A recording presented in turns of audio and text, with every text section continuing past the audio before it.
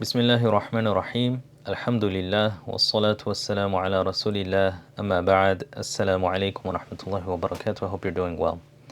Ilm al-Balagha is a field that is absolutely essential for a talibul ilm. It is not enough for a person to know nahu and sarf, but rather in order to complete their alat, their capabilities of analyzing, their analytical skills, they also need balagha. Balagha is a very noble and beautiful science. It allows a person to understand the deeper nuances in Arabic, especially in the Quran Kareem. And without balagha, a person loses the capability or does not have the capability of understanding the i'jaz and the miraculous aspect of the Arabic of the Quran. There are, of course, other miraculous aspects such as the scientific or historical or different aspects of Quran.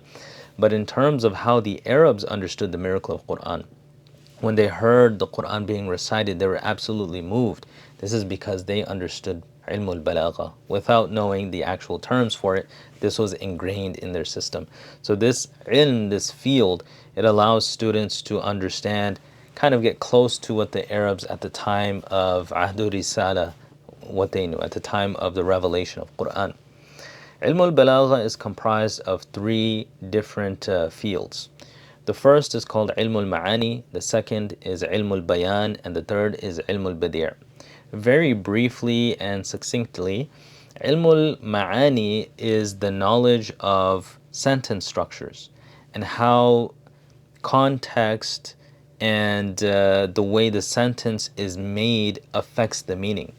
For instance, what is the difference between a jumla ismiya and a jumla fi'liya? When can I understand that this question is a literal question or a rhetorical question? All of those type of things can be found in ilm al-ma'ani. Ilm al-bayan is a whole different knowledge, but within the umbrella of ilm al-balagha. That is the field that allows a student to understand the differences in comparisons, more literary devices such as metaphors and similes. And it's a very beautiful knowledge and actually my favorite out of the three, whilst I acknowledge that ilm al-ma'ani is more important, at least according to my understanding. And then the last knowledge of balagha is ilm al-badi', or those things that beautify language, such as rhyming, such as mentioning words that are very similar back to back. Those kind of things can be found in ilm al-badi'. So it's muhassinat and things that beautify language.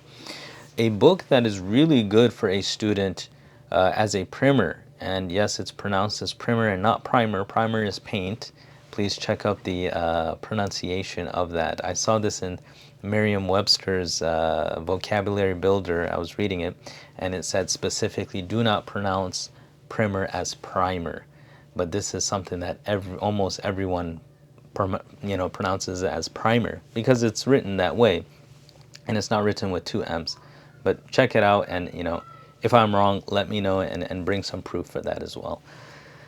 A book that serves as an excellent primer in ilm al-balagha and can be the first step for a student who has already learned nahu and sarf or is progressing in nahu and sarf, but they have a good understanding of it and they can read Arabic, is this book here, Safinat al-Bulagha.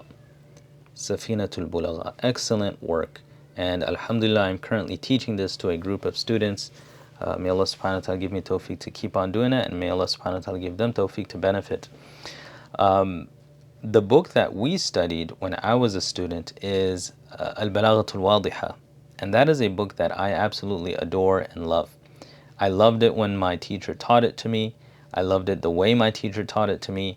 It was probably in the top 3 classes in the entire Dars Nizami that I took that I enjoyed the most.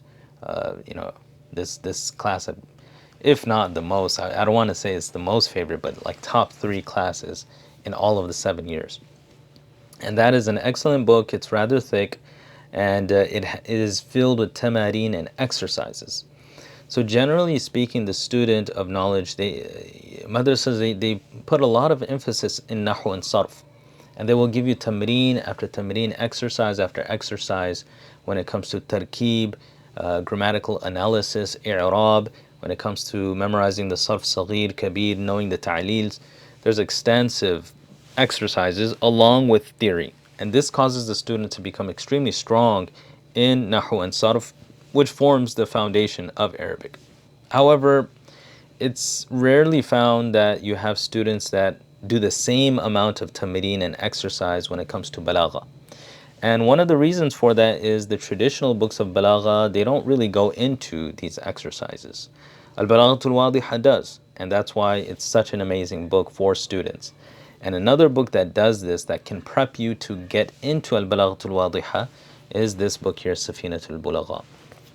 The author here is unknown. It says a group of scholars. The book is set up like, the three sciences that I mentioned. It has a section for ilm al-ma'ani, then ilm al-bayan, and then ilm al-badi'. And in the very beginning, they have a muqaddimah as to what is balagha, what is eloquence, and all of those things. As you can see here, look, these are all like exercises. I have my translations and everything up there. Really an amazing book. And so you'll have, for instance, briefly the chapter. For instance, let's take a look at istifham, questions, and how questions are made, like what are the adawat and words used to make questions. So you have the theory. Then he has the section on fawaid, like extra benefits, meaning when a question is not to be taken literal and is to be considered metaphorical, giving you examples, etc. And then if we move forward, you have a section of as'ila. So in every chapter he has as'ila, and the as'ila summarizes the chapter. These are questions that the students should be able to answer, like reading comprehension questions after having understood the chapter. Thereafter he goes into tamreen. So usually he'll have two sets of tamreen. So you have the tamreen awal, and then in the next page tamreen thani, discussing slightly different things. You'll have many different things, like you'll have nathar, you'll have shi'r, meaning prose and poetry, and they'll give you beautiful examples regarding the chapter, and you have to apply the principles in these tamreen.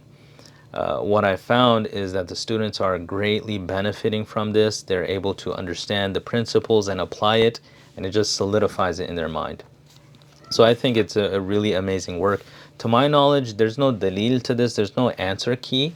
I have not seen, if you guys know of a separate edition or a separate work altogether that is an answer key for this, that would be really beneficial for me.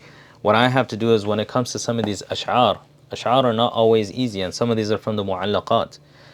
So you have to go and research. Alhamdulillah for the internet, I can type in these ash'ar and find the tarkeeb and the breakdown and the ma'ani behind it, and then I can make sense out of it. Otherwise, that's one fault I could say with the book, is that if a student is studying this by themselves, they don't have any way of checking. So you need a ustadh to understand this, because the tamreens, especially for these ash'ar, and it's jam-packed with ash'ar. Just look at that. Look at the tamareen. Students won't be able to understand that. And sometimes the teacher has trouble too if the teacher didn't study these ash'ar. So the more recent editions of the other book that I was mentioning, Al-Balagha al-Wadiha, they have the answer key in them. So if you're like a student, it's better for you not to have the answer key, because then you could cheat. But for the ustad, it's necessary. And if a student is studying on their own, they just want to polish their skills, then yeah, having that dalil, and answer key is the dalil, having that part of the book is essential. So I just wanted to share this with you guys. Let me know if you guys are studying this, whoever is studying in the madaris and studying Balagha currently or has already done so. Did you guys study this, or did you study Al-Balagha al-Wadiha, or did you go directly into Mukhtasar al-Ma'ani, or actually Talkhis al-Miftah, and then Shuruh from that? I hope this was of some benefit, and if it was, please consider subscribing if you like this type of content. Leave a thumbs up, inshallah, and please let me know your comments. Jazakumullah khairan. Wassalamu alaikum wa rahmatullahi wa barakatuh.